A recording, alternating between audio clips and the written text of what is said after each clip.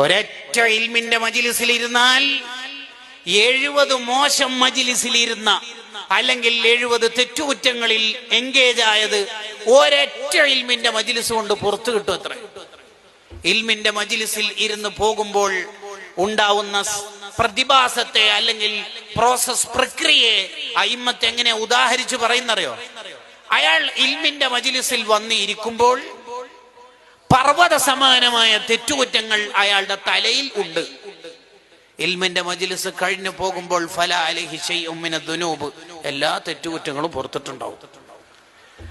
Last മലക്കുകൾ അയാൾ പോകുമ്പോ പറയൂ, എത്രേ ഖൂമു മഗ്ഫുറൻ ലക്കും, നിങ്ങൾ പോയിക്കോളി, ഈ ദോഷങ്ങളൊക്കെ പുറത്തിട്ടുണ്ട് എന്ന്. അപ്പൊ നമ്മളൊക്കെ ഇൽമിനെ സ്നേഹിക്കണം. ആഖിറത്തിലെത്തുമ്പോ പരാജയപ്പെട്ടവരുടെ സൊഫുകൾ നോക്കിയിട്ട് അല്ലാഹു ചോദിക്കും, ഈ കൂട്ടത്തിൽ ആരെങ്കിലും ഇൽമിന്റെ മജ്‌ലിസിൽ പങ്കെടുത്തവരുണ്ടോ?